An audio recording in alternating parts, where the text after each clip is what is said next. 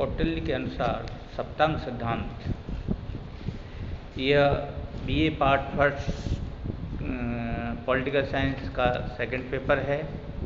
मैं जितेंद्र सिंह, सहआचार्य राजनीति विज्ञान, एमएजे कॉलेज, आज आपको कौटिल्य के अनुसार राज्य के सप्तांग सिद्धांत या राज्य के अंगों के बारे में हम चर्चा करेंगे कि कौटिल्य ने किस प्रकार से राज्य के सप्तांग सिद्धांत बतलाए हैं, जिस पर राज्य नामक संस्था या राजा नामक संस्था कार्य करती है। जिसमें कौटिल्य ने सबसे पहला अंग स्वामी बतलाया है।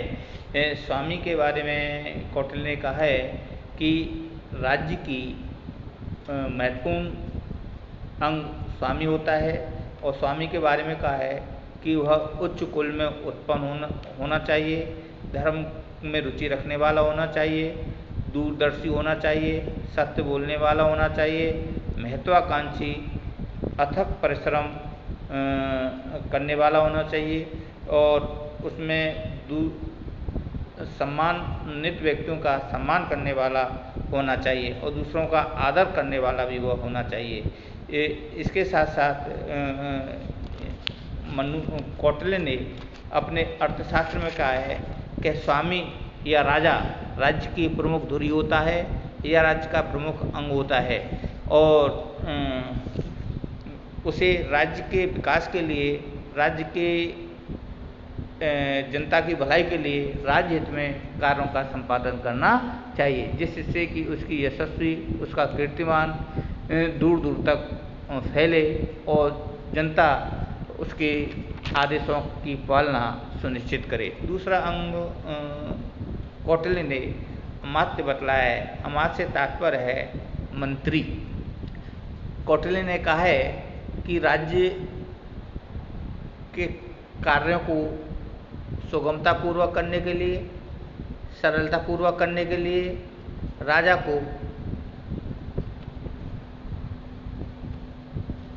को अपने विश्वासपात्र योग्य मंत्रियों की नियुक्ति करनी चाहिए।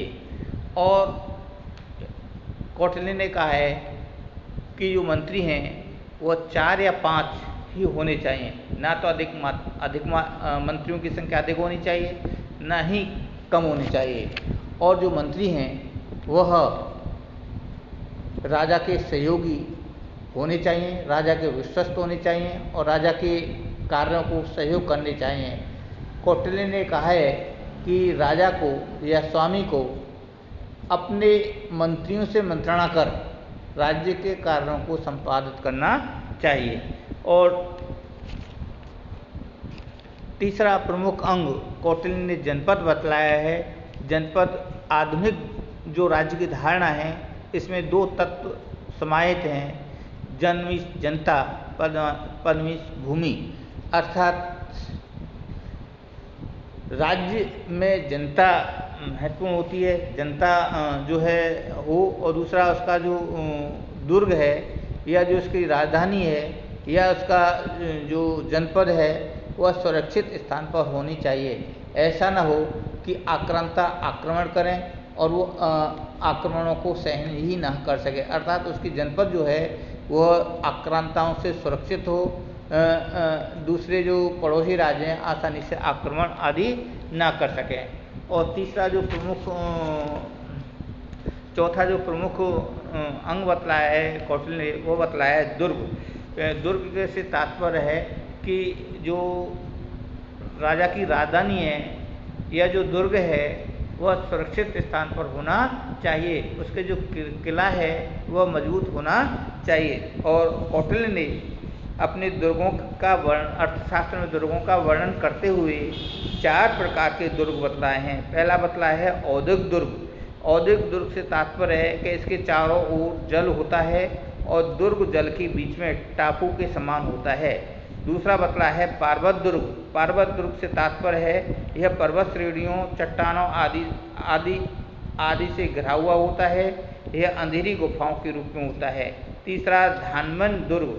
यह दुर्ग ठीक मरुस्थल में बना होता है, इसके आसपास जल, घास, वृक्ष आदि का नामो निशान तक नहीं होता। चौथा दुर्ग बंद दुर्ग बतलाया है।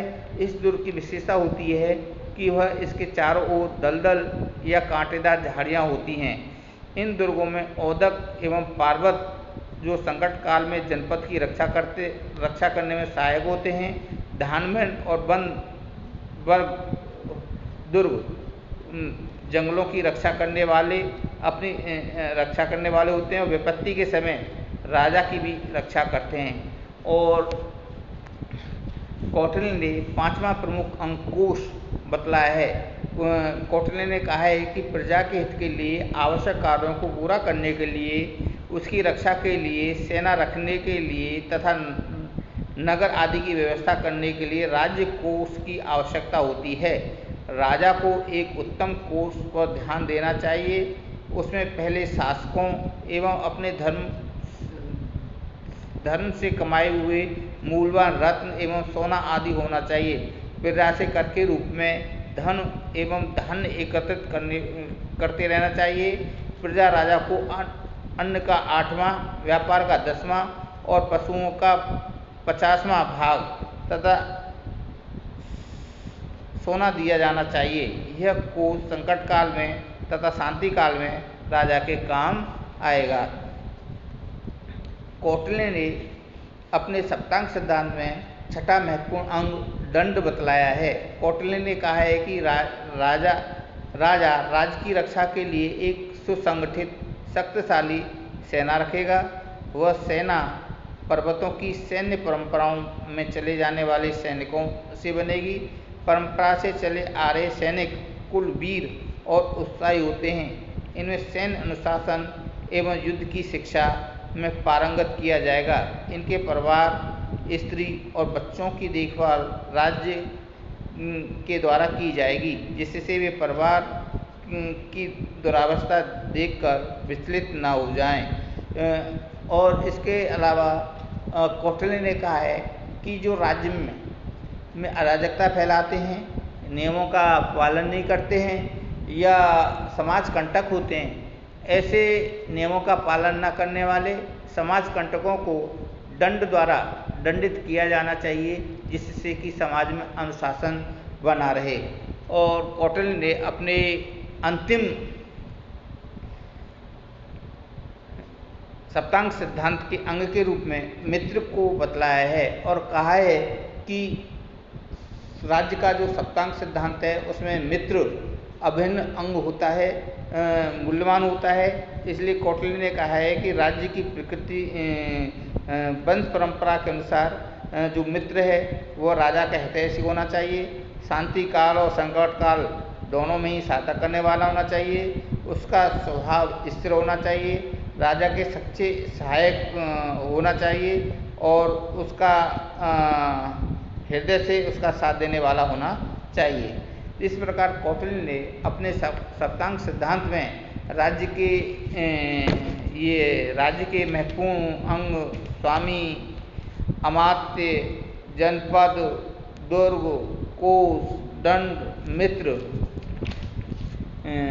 महत्वपूर्ण बतलाए हैं, जिससे राज्य की एक आधारभूत संकल्पना सिद्ध होती है और राज्य मजबूत बनता है।